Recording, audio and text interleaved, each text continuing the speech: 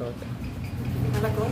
நாங்கள் வந்து கீழ்கட்டையில் பெயிண்டர்ஸ் இந்தியாவோட பெயிண்டிங்கில் வந்து சர்வீஸ் பண்ணாங்க. எங்களுக்கு ப்ரொப்ரேட்டர் பேர் வந்து பார்த்தசாரி.